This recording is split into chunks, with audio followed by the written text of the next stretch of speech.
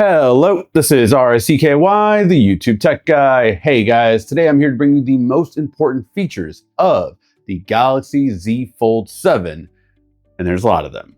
Let's get started. First off, the big one, the cameras. It is going to be a 200 megapixel main sensor. Yes, we are getting the same camera that has been on the Galaxy S25 Ultra onto the Galaxy Fold 7. That is huge because that's one thing that I've been saying for years.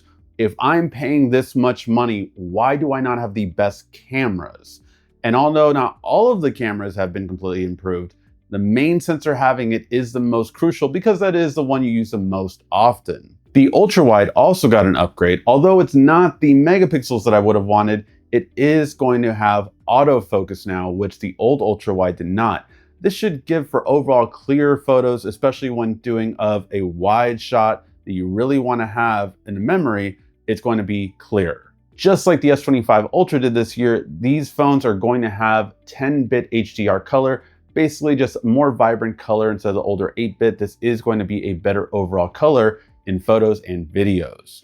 And speaking of videos, they are using the same algorithm technology they learned from the S25 Ultra and bringing it to this one, meaning overall you're just going to have better low light videos, which again is so important. To have better low light quality is going to be really important, and the noise reduction on this is going to make your video quality in your Fold actually really good. And on the inside, we have the return of the hole punch selfie. So yes, we're going to have a hole punch selfie that's going to be much better quality than the other one used to be. I am happy for the return of the hole punch, to be quite honest. That under camera display just did not look good. This one not only looks better, but it's also a wider angle at 100 degrees versus the 80 degrees on the Fold 6. The next big thing has to be the screen sizes. First off, the open screen, the main screen, is going to now be 8 inches as opposed to the 7.6 on the Fold 6. Then we now have a front display that's actually going to be 6.5 instead of 6.3. So again, bigger screen, wider screen. This is better for everything. One-handed usability when closed, and when open, not only is it bigger, but it makes a much better experience for split screen and when you watch content. Okay, now let's get to the elephant in the room, the design. This is something you have to see in person. It is so thin and so light that it really is an impressive thing, and you feel it as soon as you hold it in the hand. When the phone is closed, it is 8.9 millimeters. That's slightly bigger than the S25 Ultra at 8.2, meaning if you're holding an S25 Ultra right now with a case, that's about how much thickness the new Fold is when closed. That is insane to think about and very impressive. Then when it's unfolded, it is 4.2 millimeters. That is slightly bigger than a Type-C connection. Think about that. The actual connection that you need to charge your phone, this is slightly thicker than. That is just really cool, and it's something that we've seen overseas, but for the first time, we're getting it here. Its weight is 215 grams. Just to give you perspective, that's lighter than the S25 Ultra. So it actually weighs less than the S25 Ultra, even though it's a foldable phone.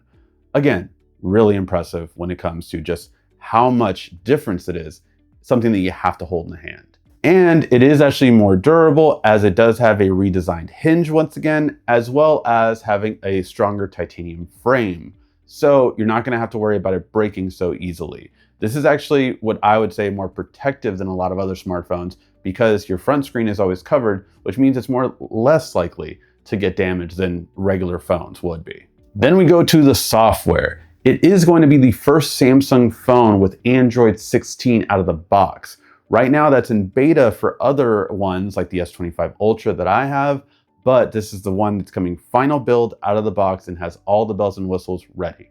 But since it is a foldable, it really has focused on AI being foldable ready. So it is going to be optimized with Gemini being ready for a foldable screen. This is the first foldable to really be optimized for Gemini, so that everything just aligns correctly the way you would expect it to.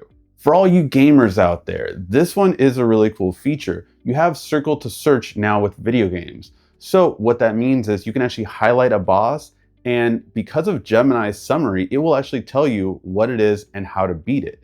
Plus, you can watch a YouTube tutorial in a small floating screen while actually doing it. This is a really cool feature, and although other companies have tried similar things like this, I think the combination of Gemini and YouTube tutorials in one just really make it so much easier and better.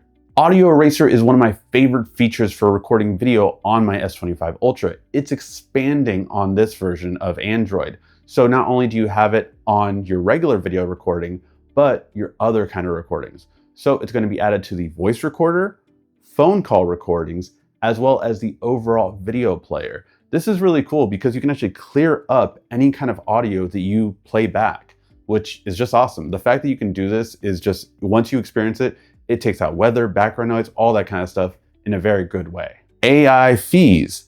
There will not be AI fees on Samsung smartphones when it comes to any of the default AI features that we have. So Samsung made that clear that they will not be doing that, and that's a really good thing because I've gotten asked that multiple times throughout the year ever since the rumor mill started with it.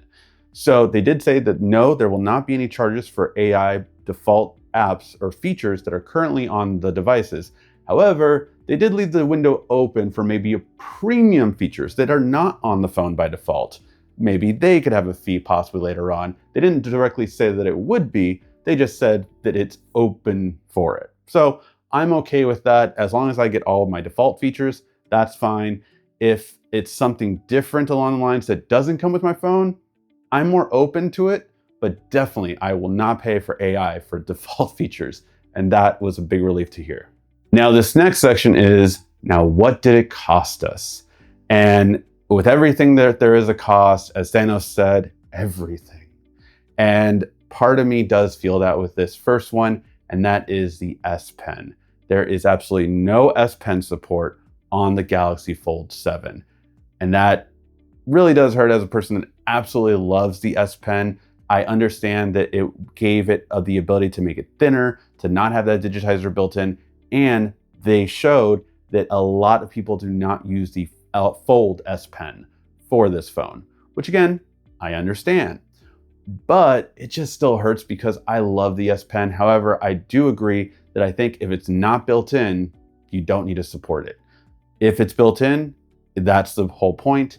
And maybe, again, we can get a Fold XL8 or something along those lines that would have a bigger battery and an S Pen. And I think, despite what some people have told Samsung, that would outsell any Fold in the future. So what is my conclusion? Overall, I do believe that if you do want to take great quality photos, if you do want to have a bigger screen, and again, a slight bump up in battery life because of the processor, this is the phone for you. It's the best Fold, and it's the biggest Fold update we have seen in years.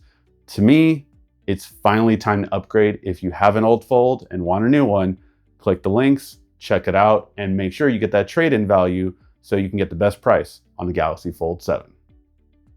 Thank you as always so much for watching. This has been RICKY, the YouTube Tech Guy. Thank you so much again for watching. Make sure to like, subscribe, and comment down below. Also, follow me on social media at YouTube Tech Guy. And check out some more great tech videos on your screen right now.